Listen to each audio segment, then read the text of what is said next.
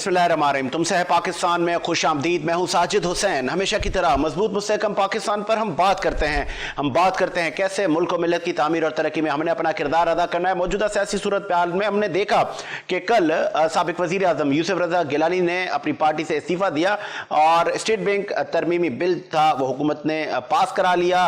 Opposition की जमातों में अभी तक यकसुई नहीं है, अभी तक एक नहीं है, अभी तक उनके लोग पूरे नहीं होते और क्रिटिसाइज हुकूमत पर किया जाता है। यही बात सादिक संजरानी ने भी कही कि जब यूसुफ रजा गिलानी ने उन पर तनकीद की, संजरानी साहब ने कहा कि आप लोग अपने पूरे नहीं करते और हुकूमत और सेनेट चेयरमैन पर तनकीद करते हैं। और आज हमने देखा कि उसी शहर से ताल्लुक रखने वाले फॉरेन मिनिस्टर शाह महमूद कुरैशी साहब ने भी साबिक वजीर आजम यूसुफ रजा गिलानी साहब को आड़े हाथों लिया और उन पर इल्जाम लगाया कि आप पहले भी नून लीग के साथ हाथ कर गए थे, अभी भी हाथ कर गए। और ये भी इनडायरेक्टली इशारा दिया कि पीपल्स पार्टी हुकूमत को कंधा दे रही है अपने मामला चलाने के लिए। दूसरी जानिब पीपल्स पार्टी लॉन्ग मार्च का भी ऐलान कर रही है कि धरने भी हम देंगे।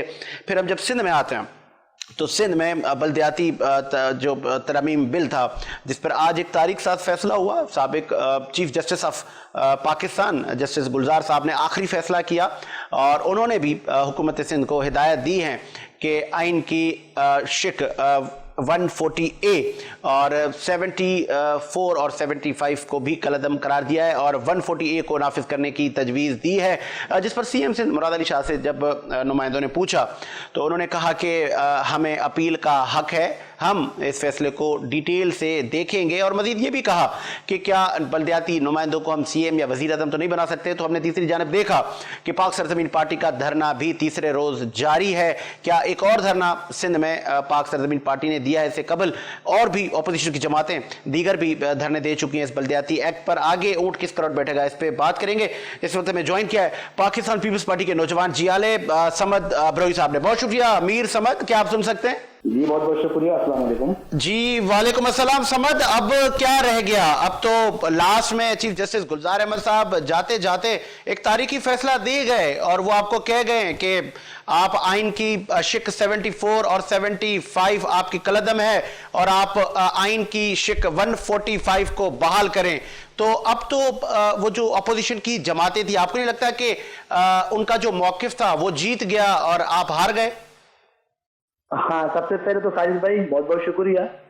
उसके बाद मैं समझता हूँ कि अगर जो मेरे दोस्त आईनी माहिरीन हैं और उन्होंने आइन के आर्टिकल 140A को पढ़ा है तो उसके अंदर सिर्फ यही लिखा हुआ है कि जो सूबाई हुकूमतें हैं उनको चाहिए कि वो फाइनेंशियल और दीगर जो आपके सूबाई जो मामलात हैं वो नीचे ट्रांसफर करे, डिवोल्यूशन करे। तो मैं समझता हूँ कि बल्दियाती एक जो है वो उसी डिवोल्यूशन का नाम है जो पाकिस्तान पीपल्स पार्टी ने 2013 में दिया, 2015 में इलेक्शन हुए और 2021 में उस पर अमेंडमेंट हुआ और 2022 में उस पर इलेक्शन होने हैं। तो कोई कलअदम नहीं हुआ है। हाँ, उसमें यह है कि SSGA एक का जो 78 और 77 की जो बात की गई है उसके अंदर जरूर अमेंडमेंट हो सकती है और पाकिस्तान पीपल्स पार्टी इस वक्त बल्दियात के अमेंडमेंट के लिए तैयार है और इंशाअल्लाह मैं समझता हूँ इसी बल्दियाती एक्ट पर इसी के मुताबिक इसको बेहतर करके हम इलेक्शन कराने जा रहे हैं। तो अभी आप तैयार हो रहे हैं कि, लेकिन जब अपोजिशन की जमातें धरने दे रही थी, एक और धरना जारी है PSP का, तो ये आप तब भी तो कर सकते थे। ऐसा क्यों कि आप डिले करते हैं, आप ताखीर करते हैं, फिर अदलिया को आना पड़ता है, उनको अहकामात देने पड़ते हैं, वो आपको बताते हैं कि किस सिमत आपने चलना है। तो वजह बता सकते हैं ऐसा क्यों है? क्या अब तो आप साजिद भाई बात यह है कि पाकिस्तान पीपल्स पार्टी ने पहले दिन से ही तमाम जमातों से ये कहा कि हम बल्दियाती एक्ट की अमेंडमेंट ला रहे हैं। जिस जमात को जो भी अमेंडमेंट लाना है, जिनकी असेंबली में नुमाइंदगी है, वो अमेंडमेंट लेकर आए। उस पे अमेंडमेंट के लिए कोई राजी नहीं था। सभी का शोर शराबा था कि हमारी मर्जी का कानून बनेगा, हमारी मर्जी का बनेगा। ऐसे कभी नहीं हो सकता था। हाँ, उसके बाद तमाम जमातों ने धरने दिए। पहले दिन से पाकिस्तान पीपल्स पार्टी ने अब हाँ मुतफीम के जरिए से, बातचीत के जरिए से लोगों के साथ बातचीत की और आपने देखा जमायत इस्लामी ने जो मुतालिबात रखे पीपल्स पार्टी ने मनोन कबूल किया और PSP के पास भी 2 दिन से पीपल्स पार्टी के कारकुनान और लीडरान मुसलसल जा रहे हैं और उनकी किस बात को सुन रहे हैं। अगरचे कोई समझता है कि भाई मैं इस शहर के मसाइल के हल के लिए आपके साथ देने को तैयार हूं, तो why not Pakistan Peoples Party should take this step. समझ तो फिर आप सीएम सिंध साहब की स्टेटमेंट भी आपने सुनी होगी कि चीफ जस्टिस गुलजार अहमद साहब का जो ये फैसला था, सीएम साहब ने कहा है, मुराद अली शाह साहब ने, कि इस फैसले के दूर अंदेश नताइज निकलेंगे। ये किस तरफ इशारा था उनका? देखिए, मैंने मुराद अली शाह का कोई स्टेटमेंट अब तक अपने कानून से नहीं सुना है, क्योंकि मैं उस पर तबसरा मुस्तरद नहीं कर सकता जब तक मैंने उसको सुना नहीं है। अगर हाँ सीएम ने ऐसी कोई बात की है, जरूर वो अपने कॉन्टेक्स्ट में कह सकता है और उनका तर्जुमान आपको इसका बेहतर जवाब दे सकते हैं। आगे ये भी सीएम साहब ने कहा है कि जितने इख्तियारात आइन हमें इजाजत देता है हमने दे दिए हैं, क्या बल्दियाती नुमाइंदों को हम सीएम या वजीर आजम तो नहीं बना सकते ना? देखिए, मैं समझता हूँ कि आर्टिकल 140A को जो लोग समझते हैं, जो थोड़े बहुत कानून पढ़ते हैं, और अल्हम्दुलिल्लाह हम थोड़े बहुत कानून के शागिर्द हैं, तो आर्टिकल 140A कहता ही यही है कि जो सूबाई हुकूमत के पास इख्तियारात है, जो उससे बेहतर डिवोल्यूशन कर सकता है नीचे, उसको अपने इख्तियारात के अंदर रहते हुए ये इजाजत है। तो अब ये उसमें तो कोई जबरदस्ती बंदूक पे कोई नहीं कर सकता। जब ये मामला KPK में बंदूक पे नहीं हो सकता, जब पंजाब में बंदूक पे नहीं हो सकता, जब बलोचिस्तान में बंदूक पे नहीं हो सकता, तो सिंध में क्यों? हम कहते हैं कि जो हमें आइन ने इख्तियार दिए उसके अंदर रहते हुए इख्तियार दे सकते हैं, हम वो देंगे। जो हम नहीं दे सकते, जो हमारे बस में नहीं, हम वो नहीं दे सकते। समझ, पाकिस्तान पीपल्स पार्टी एक जमहूरी पार्टी है, आप जमहूरियत पर यकीन रखते हैं, जमहूरी सियासत के अमीन हैं, लेकिन ये जमहूरी पार्टियां जब एहतजाज कर रही हैं, धरने दे रही हैं, ये आपसे रिक्वेस्ट कर रही है ना, आप इनकी बात मान ही नहीं रहे, तो आप बंदूक तो ना कहें, आपसे तो रिक्वेस्ट की जा रही है। सर देखिए, मैं आपसे थोड़ी देर पहले अर्ज कर चुका हूं कि जमायत इस्लामी ने कोई 28 दिन का धरना दिया इस शहर के अंदर, एक भी उनके खिलाफ कोई कार्रवाई नहीं हुआ, उनका हक था। और हमने एक दिन से लेकर 28वें दिन तक रोजाना की बुनियाद पर उनसे मुज़ाकरात की, आखिरकार बातचीत से जाके उस मसले को हमने हल किया। इसी तरह PSP से बातचीत चल रही है। बात यह है कि हम समझते हैं जो चीज, जो इख्तियार हमारे हाथ में है, जो हम कर सकते हैं वो हम करेंगे।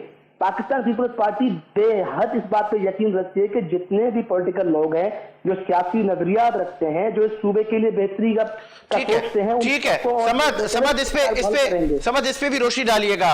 एक खेमा गोई है हमारे जराये का कहना है कि आपने जमात इस्लामी को तो लॉलीपॉप दे दिया और PSP का जो धरना जारी है, PSP इस वक्त पीपल्स पार्टी की B टीम का किरदार अदा कर रही है और आप लोग उस धरने से बड़े मुतमईन हैं।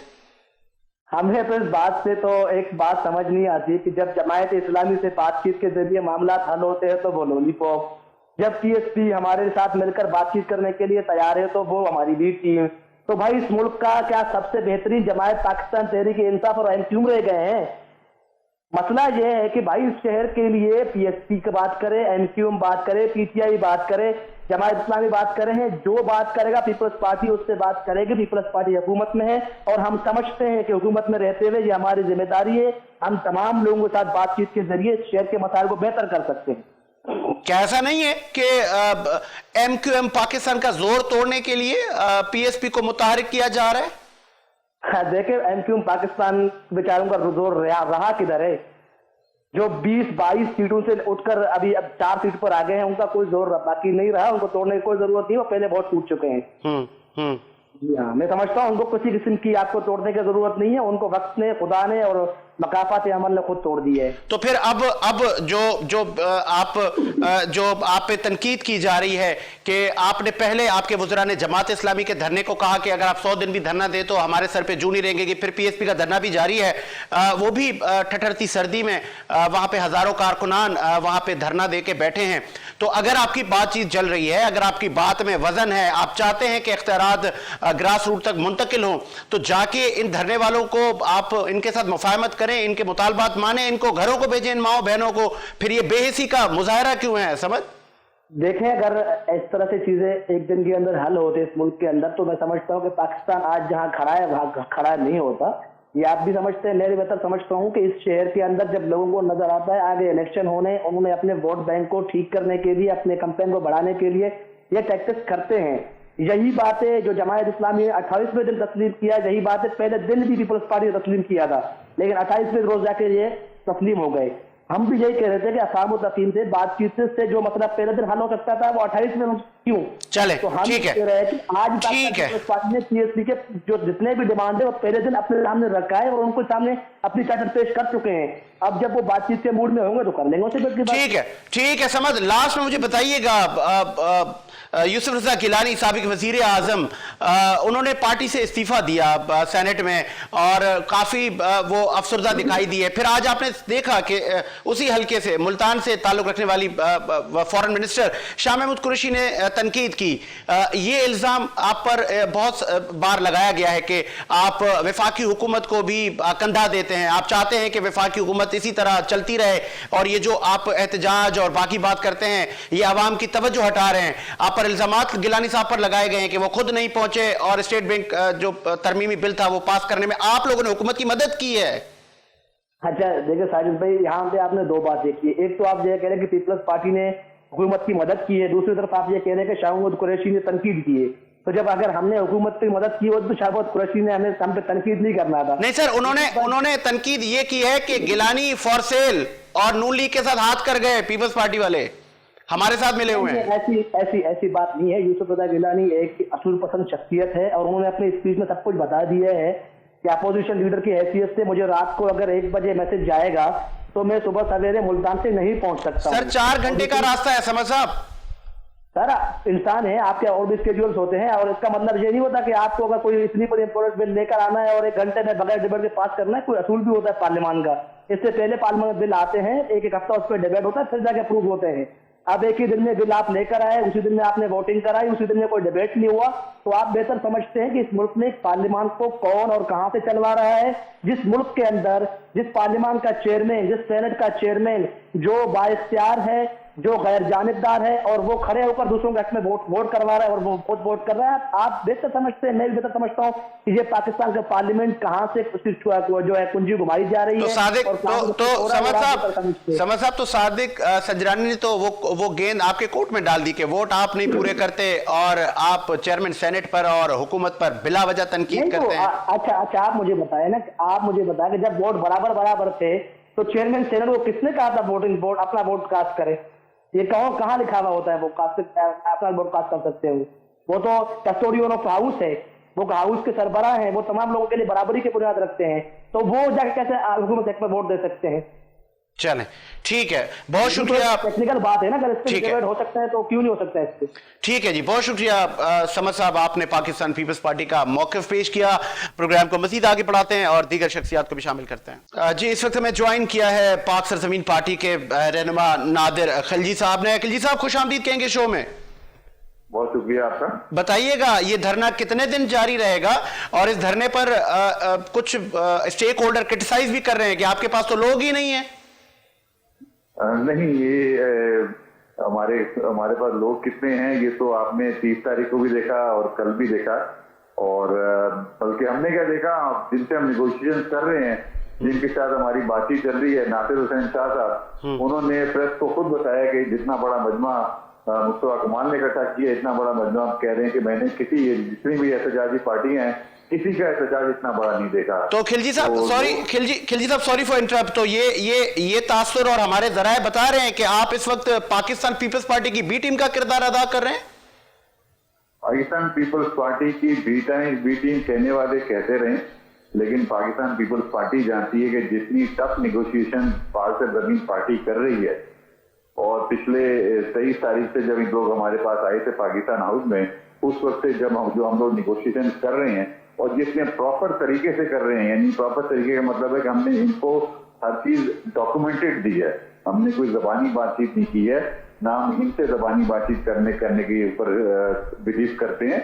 हमने हर चीज डॉक्यूमेंटेड दी है, अपनी सब बातें लिख कर दी हैं, और डेली बेसिस पे, अब परसों से हमारी नेगोशिएशन डेली बेसिस पे हो रही है, और हमने हर चीज जो है ना वो प्रॉपर तरीके से कर रहे हैं। बिल्कुल भी कोई ऐसा इनको हम लूज मौका नहीं दे रहे हैं जिससे फायदा उठा सके। हमारे खिलजी साहब सॉरी फॉर इंटरप्ट, हमारे जराए का कहना है कि एमक्यूएम पाकिस्तान का शहर में स्टेक है, उस जोर को तोड़ने के लिए हुकूमत सिंध ने ये धरना दिलवाया है और ये पुरअमन रहेगा और कुछ दिन में आपके मुज़ाकरात हो जाएंगे। ये कहने वाले तो देखें, कहने वाले का मुंह रोकने की हमें जरूरत नहीं है, वक्त बताएगा कि कौन क्या कर रहा है। मुस्तफा कमाल ने कराची के लिए जो कदम उठाया है और आपके सामने जमात इस्लामी का धरना जो चल रहा था, उसके लिए 4 मुख्तलिफ मौकों पर पाक सरजमीन पार्टी ने आवाज उठाई। उस वक्त भी लोगों ने कहा कि हम तो उनकी बीटिंग बन गए हैं, जबकि मुस्तफा कमाल ने सिर्फ और सिर्फ कराची के मफादात के लिए बात करी और उन्होंने उनके धरने में जाके कहा कि मैं आपके झंडे के नीचे बैठ के काम करूंगा, आप बताओ, आप जिस तरह कहोगे वैसे करेंगे, मसला कराची का हल होना चाहिए।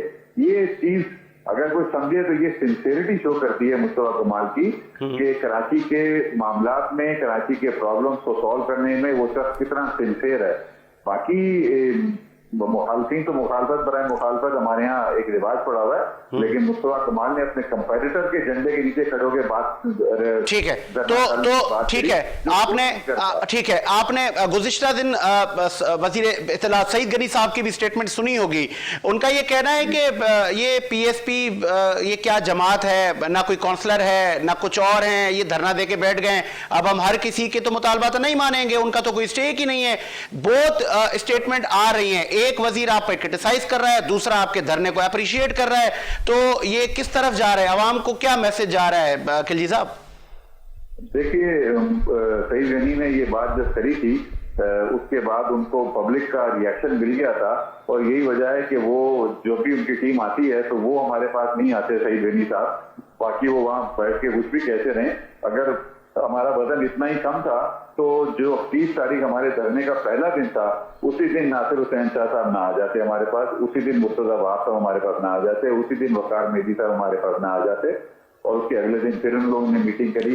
तो आपके सामने जमात इस्लामी ने जब धरना किया तो 8वें 9वें दिन जाके इनकी पहली मुलाकात हुई, हमारी पहले ही दिन उनसे निगोशिएशन शुरू हो चुकी। तो नादिर खिलजी साहब बताएं, तो नादिर खिलजी साहब आवाम को बताएं ना क्या बात हुई और अब आप ये धरना कब खत्म करेंगे?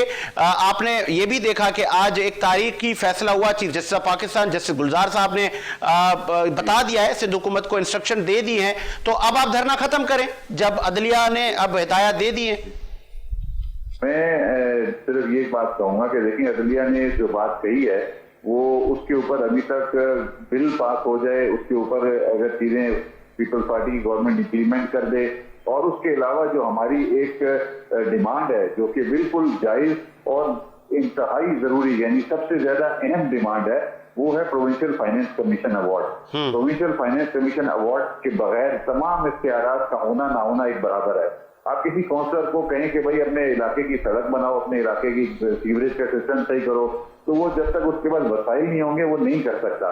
हमारे लिए ये बहुत जरूरी है कि जो सिंध को जो वसाइल मिल रहे हैं उसमें से एनएफसी के उस शेयर में से जो शेयर प्रोविंशियल फाइनेंस कमीशन का बनता है वो उसी फॉर्मूले के तहत, जिस फॉर्मूले के तहत वफाक को एनएफसी दिया जाता है, उसी फॉर्मूले के तहत पीएफसी आगे डिस्ट्रिक्ट को दिया जाए, टाउन को दिया जाए, ताकि वो पैसा ग्रास रूट लेवल तक जाए और काम ग्रास रूट लेवल तक हो। इस वक्त जो सिस्टम है उस सिस्टम में कोई भी पार्टी, आप जमात इस्लामी के मुतालबात देख लें, उनके मुतालबात में अव्वल तो हमें अभी तक पता ही नहीं है, 1 हफ्ते से ज्यादा हो गया है कि उनकी किस चीज के ऊपर एग्रीमेंट हुआ है। उनका डॉक्यूमेंट ना आपने देखा है ना हमने देखा है। हम इस कराची के स्टेक होल्डर्स हैं, हमारे पास वो एग्रीमेंट आना चाहिए था।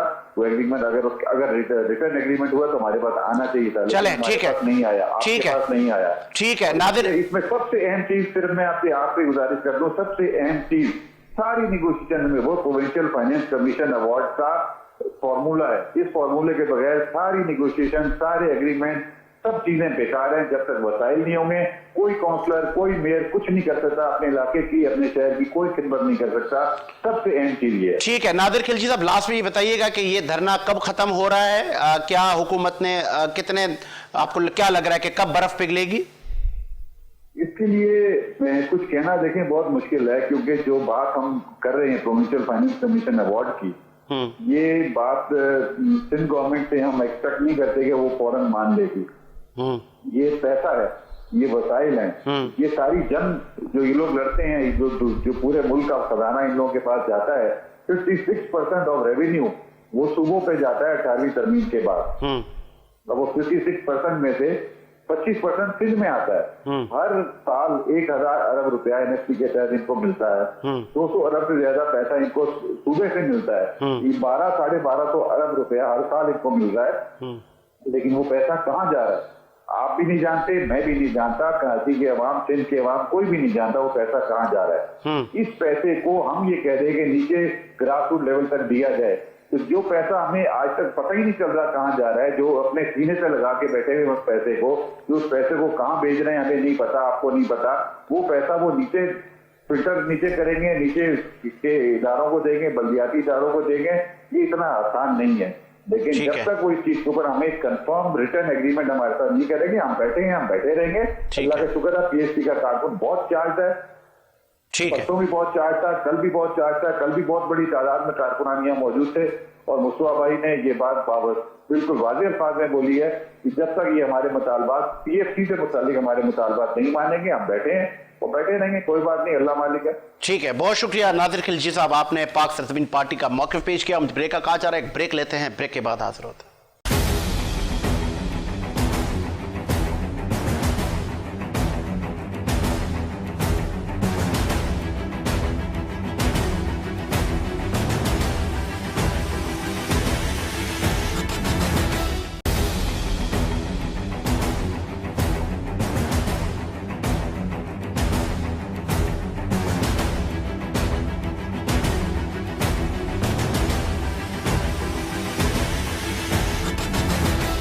ब्रेक के बाद खुश आमदीद प्रोग्राम को मजीद आगे बढ़ाते हैं और इस वक्त में ज्वाइन किया है MQM ORC से सीनियर रहनुमा हैं आप असलम भुट्टो साहब। बहुत शुक्रिया भुट्टो साहब, आपको खुश आमदीद कहेंगे शो में। बहुत बहुत शुक्रिया साजिद साहब, बहुत बहुत शुक्रिया। भुट्टो साहब, एक और प्रेस कॉन्फ्रेंस दागी गई जनाब डॉक्टर फारूक सत्तार साहब की जानिब से। अब क्या आपके मुतालबात हैं? आपके लिए तो ये भी आवाजें आ रही हैं कि आपकी हुकूमत सिंध नहीं सुन रही। सबसे पहले साजिद साहब बहुत बहुत शुक्रिया, आपने बड़े अहम इशू पे जो आज प्रेस कॉन्फ्रेंस जो उस पर आपने मुझे ऑन बोर्ड लिया। तो सबसे पहले तो आपके प्रोग्राम के तवज्जुह से मैं पाकिस्तानी पूरी कौम को और बिलखुसूस कराची की आवाम को मैं मुबारकबाद पेश करता हूँ कि जो 2017 में जो डॉक्टर फारूक सत्तार की सरबराही में राब्ता कमेटी ने जो पिटीशन दाखिल की थी और 2020 में ये फैसला महफूज किया गया था, तो जो आज हमारे चीफ जस्टिस साहब ने आर्टिकल यानी ये जो हमने पिटीशन दाखिल की थी वो आर्टिकल 140A के तहत हमने ये जमा कराई थी, जो बल्दियाती हवाले से जो अख्तियारात हमसे सिंध हुकूमत ने या दीगर उसमें ले लिए गए थे। तो आज अल्हम्दुलिल्लाह आज खुशी का दिन है। ये प्रेस कॉन्फ्रेंस उसी चीज के हवाले से थी कि आज अल्हम्दुलिल्लाह हम सुरखरू हुए कौन के सामने। तो असलम भुट्टो साहब आप सॉरी आप सुरखरू हुए, तो फिर MQM पाकिस्तान क्या सुरखरू नहीं हुई? देखें, MQM पाकिस्तान की ही मैं बात कर रहा हूँ। हमसे मुराद ये देखें, हम तो अपने आप को MQM के ही समझते हैं और समझते थे और इंशाल्लाह समझते रहेंगे। एक्चुअली जब ये डॉक्टर फारूक सत्तार भाई जब कन्वीनर थे तो उनकी ही सरबराही में ये पिटीशन दाखिल हुई थी और आज अल्हम्दुलिल्लाह ये फैसला हक में आया है। अब क्योंकि आज सुप्रीम कोर्ट ऑफ पाकिस्तान का तारीख 7 फैसला जो आया है और इस कौम के लिए ये फैसला एक बहुत मुफीद फैसला है, तो मैं हुकूमत सिंध से, मैं आपके प्रोग्राम के तवज्जो हुकूमत सिंध से कहता हूं कि अब ये रोशनी दीवार वो पढ़ ले और ये देख ले कि इस हुक्मनामे के बाद आपके जो काले कवानीन थे जो आपको बदलने पड़ेंगे, इसको खत्म करने पड़ेंगे इस अवाम के लिए। और जो बल्दियाती सेटअप जो पूरी दुनिया में बल्दियाती सेटअप जो राइज है और उसमें जो हुकूमतें हैं वो कामयाब भी होती हैं और अवाम की उमंगों पर भी पूरा उतरती हैं और उनके घर की दहलीज तक वो उनके जो मसाइल हल करने की कोशिश भी करते हैं और उनको मसले हल भी कर लेते हैं। तो इस पे वो हद दर्मी को छोड़कर किसी भी तरीके से हुकूमत सिंध अब अवामी फैसले करे और वो आगे बढ़े और सुप्रीम कोर्ट के फैसलों को मनोमन तस्लीम करते हुए वो बल्दियाती हवाले से मेयर के जितने भी अख्तियारात है वो सिर्फ कराची के नहीं, ठीक है, पाकिस्तान के मेयर पूरे सिंध के मेयर के। भुट्टो साहब आज जब सीएम सिंध मुराद अली शाह साहब से जब मीडिया के नुमाइंदगान ने इस हवाले से सवाल किया तो मुराद अली शाह साहब ने कहा कि ये तारीख साज फैसला है और इसके दूर अंदेश नताइज निकलेंगे। क्या बल्दियाती नुमाइंदों को CM बनाया जाए, वजीर आजम बनाया जाए? और हम अपील का हक भी रखते हैं। तो ये सीएम सिंध साहब का कहना है। देखे सीएम मुराद अली शाह साहब जो है वो थोड़ा सा जाहिर कंटिन्यू, और जिनकी आशीर्वाद से वो सीएम बनते, मैं अब मजीद उसमें डीप में नहीं जाना चाह रहा, कि वो अगर ये समझते हैं कि सिर्फ सिंध की हुक्मरानी सिर्फ उन लोगों की ही हिस्से में लिखी गई है, तो उन लोगों को ये बात अब सोच लेनी चाहिए कि देखे जो भी ग्रास रूट पे से आता है, ये मुराद अली शाह भी ग्रास रूट से ही आया था ना। अगर कराची का कोई मकामी या सिंध के किसी भी शहरी इलाके का या देही इलाके का कोई मकामी ग्रास रूट से आके सीएम बनता है तो उनको वेलकम करना चाहिए, और उनका ये अपील का हक है, बिल्कुल उनका हक है, कानूनी तौर पे वो हक महफूज रखते हैं, वो अपनी अपील में जा सकते हैं। लेकिन जो फैसला आया उस फैसले के तहत मैं ये कहना चाह रहा हूँ कि हुकूमत सिंध को नौशा दीवार पढ़ना चाहिए कि आप उनको अवामी फैसले तो करने पड़ेंगे, अगर नहीं करेंगे तो अवामी सैलाब उनको बहाकर ले जाएगा। भुट्टो साहब, किस तरफ इशारा था सीएम साहब का कि इस फैसले के दूरदेश नतायज निकल सकते हैं या निकलेंगे? क्या इशारा था ये? ताजिद साहब, मैं जो समझता हूँ एज ए पॉलिटिकल वर्कर की हैसियत से, मुराद अली शाह साहब ने असेंबली के फ्लोर पे खड़े होकर कुछ अर्सा पहले ये भी तो कहा था कि अगर आप लोगों ने हमें मजबूर किया तो हम पाकिस्तान के हवाले से भी सोचने पे मजबूर हो जाएंगे, आपकी नॉलेज में ये चीज होगी। बिल्कुल है। असेंबली के फ्लोर पे ये कहा था। तो इसका ये मतलब हुआ कि जब हमारे उन लोगों को जिनको सुनाया जा रहा है, जब वो असेंबली के फ्लोर पे ये बात करते हैं, उनको छोड़ दिया जाता है, कोई जुडिशियल कोई इंक्वायरी नहीं होती है, और अगर किसी के मुंह से अगर कोई चीज निकलती है और उनके खिलाफ फिर जो है वो इंक्वायरी भी शुरू न सिर्फ होती है बल्कि पाबंदियां भी लगाई जाती हैं। तो मैं एज ए पाकिस्तानी ये अपना कहना तो फर्ज समझता हूं ना, एज ए पाकिस्तानी मैं ये कहना अपना बिल्कुल मेरा हक है, मैं कहूं कि इस इंतजामिया को, हमारी रियासत को इस पे एक्शन लेना चाहिए, और अगर वो अपनी बातों से किसी को धमकियां दे रहे हैं तो उस पे भी एक्शन लेना चाहिए। ठीक है। और सुप्रीम कोर्ट के फैसले को मनोमन ठीक है। लास्ट में ये भी बताइएगा कि पीएसपी का धरना जारी है, अब अदलिया ने फैसला सुना दिया, तो अब पीएसपी धरना क्यों दे के बैठी है? और चेमा गोया ये भी है भुट्टो साहब कि पाक सरजमीन पार्टी, पाकिस्तान पीपल्स पार्टी की बी टीम का किरदार अदा कर रही है, क्या आप लोग जाएंगे उस धरने में? देखिए, हमने इस बल्दियाती के काले कानून के हवाले से जिन्होंने भी धरना दिया है उसमें जमात इस्लामी भी है, बिलखुसूस ये पीएसपी भी है, और एमक्यूएम पाकिस्तान ने भी जाहिर है इसमें वो पार्टिसिपेट किया था। तो हमने मुकम्मल तौर पे डॉक्टर फारूक सत्तार और बिलखुसूस हम लोगों ने उनको सपोर्ट किया था। और जहां तक पीएसबी का ताल्लुक है तो पीएसबी के दोस्तों से मैं कहूंगा कि जिनके लिए वो धरना देकर बैठे हुए आज फैसला सुना दिया गया है, तो मैं आपके प्रोग्राम से तवज्जो से पीएसबी के दोस्तों को, एमक्यूएम पाकिस्तान के दोस्तों को, एमक्यूएम हकीकी के दोस्तों को, और कराची के मुस्तकिल बाशिंदे जो 3 करोड़ की आबादी है यहाँ पर, मैं उन तमाम लोगों से ये रिक्वेस्ट करूंगा कि अब आप लोग एक मुठ बन जाइए, एक होकर आप मुक्का बनकर आप कम से कम इस फैसले की तायीद करने के लिए और इस फैसले को इंप्लीमेंट कराने के लिए आप एक दूसरे का साथ दें, हम लोगों का, और हम एक दूसरे का साथ दें तो हमें कामयाबी मिल सकती है। वरना फिर अगर हम अकेले अकेले बैठ के कोनों खांचों में ये बात कर रहे होंगे तो हमें कोई कामयाबी नहीं मिलेगी। देखिए साजिद साहब मेरा एक सेकंड के लिए मैं आज आपके साथ वाज़ेह तौर पे कहना चाह रहा हूं कि ऐसा कैसे मुमकिन हो सकता है कि कराची का कोई जो कराची का मकामी है वो जाके सक्खर के और हैदराबाद के और प्लस घोटकी और सांगड़ के जाके फैसले करे।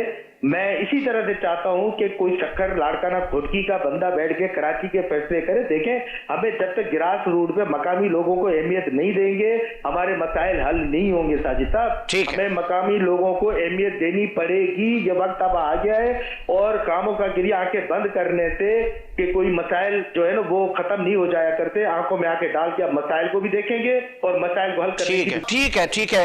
हमारे साथ इस लाइन पर मौजूद है एमक्यूएम ओआरसी से आपका ताल्लुक असलम भुट्टो साहब, और इसी उम्मीद के साथ कि मेरा मुल्क शादो आबाद रहे, साजिद हुसैन को इजाजत दीजिए। मुलाकात होगी नए प्रोग्राम के साथ। अल्लाह हाफिज।